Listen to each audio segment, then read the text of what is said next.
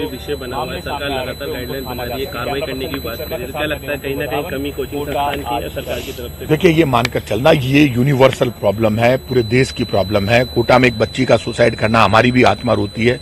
बेटियां बहुत प्यारी होती है। मैं तो सबसे कहता हूं, ये कोचिंग इंस्टीट्यूट वालों के खिलाफ तो सख्त कार्रवाई करेंगे ही। वो सिर्फ पैसे इकट्ठे नहीं कर सकते। कोचिंग इंस्टीट्यूट वाले अपने सपने पूरे करने के लिए बच्चों के सपनों को नहीं कुचल सकते। आपके सपने पूरे हो रहे हैं, आप पैसे लेकर पढ़ा रहे हो, फ्री में थोड़ा ना पढ़ा रहे कोचिंग इंस्टीट्यूट वाले। तो आपको काउंसलिंग भी करनी पड़ेगी, बच्चों के लिए एंजॉयमेंट के साधन भी, मनोरंजन क्या होता है, पिक्चर भी दिखानी पड़ेगी, पार्क में भी घुमाना पड़ेगा। उस पैसे में से आप हिस्सा तो निकालोगे, हमेशा फीस बढ़ाते ही रहोगे।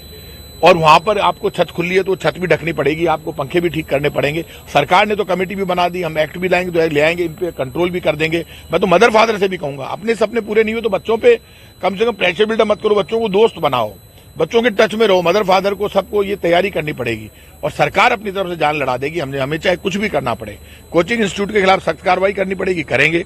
रूल्स रेगुलेशन बनाने हुए बनाएंगे। काउंसलिंग का प्रोग्राम हमने भी चालू किया। हमारी जो सरकार कर सकती है सब कुछ करेगी, लेकिन सुसाइड रोकने के लिए जान लड़ा देंगे। सर, अपनापन भी देखा गया, अपनापन नहीं मिल पा रहा बच्चों को यहाँ पर, माता पिता की कैसे मिलेगा? मदर फादर की भी जिम्मेदारी, कोचिंग इंस्टीट्यूट वालों की भी जिम्मेदारी की एक अलग विंग बने जो बच्चों में फेमिलियर एटमॉस्फेयर खड़ा करे। बच्चे कहीं दबाव में तो उनको अपने साथ दोस्ताना व्यवहार रखें।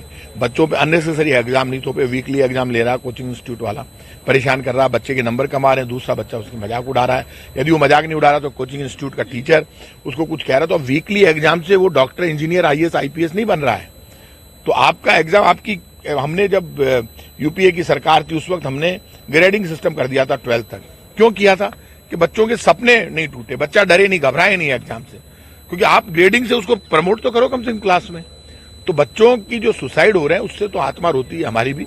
उसको रोकने के लिए कोचिंग इंस्टीट्यूट के खिलाफ जितनी भी कार्रवाई कर सकते हैं करेंगे और काउंसलिंग का बाकी सब माहौल बनाकर और इस सुसाइड रोकने के लिए पूरी जान लड़ाएगी। सर, कोचिंग संस्थानों में कंपटीशन भी देखने को मिला है कि अगर इसका बच्चा आगे बढ़ रहा है तो हमें भी अपने बच्चे को, कोचिंग संस्थान के बच्चे को आगे बढ़ाना। कोचिंग इंस्टीट्यूट वाले एहसान कर रहे हैं, क्या पता वो क्या करते हैं। कोचिंग इंस्टीट्यूट वाले क्या करते हैं, ऐसे बच्चों को ढूंढते हैं जो टॉपर हैं, तो उसके घर जाएंगे, जाकर कहेंगे हम आपको इतनी सुविधा देंगे, आपके बच्चों को फ्री में पढ़ाएंगे और ये सुविधा देंगे। तो आगे बढ़कर वो कुछ ना कुछ देते हैं, टॉपर को पकड़ के ले आते हैं। समझ गए? बड़े एम्पायर जो खड़े, मुझे सबकी पोल पता है।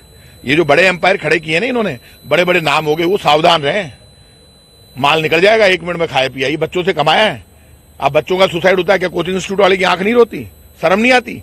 तो एक टॉपर, जो टॉपर होता है भाई, DNA बोलता है, जिसके माँ बाप होशियार बच्चा है उसका बच्चा भी होशियार होता है। तो आपने देख लिया, बच्चा टॉपर है, 10th में टॉप कर रहा है, 8th में इसकी परसेंटेज 99, ये तो टॉप करेगा ही। उसको अपने इंस्टीट्यूट में ले जाते हैं नाम कमाने के लिए। तो बच्चा 100% टॉपर होता है, वो तो टॉपर होता है तो वहां भी टॉप करता है, तो उसको आप आगे बढ़ के सुविधा देते हो।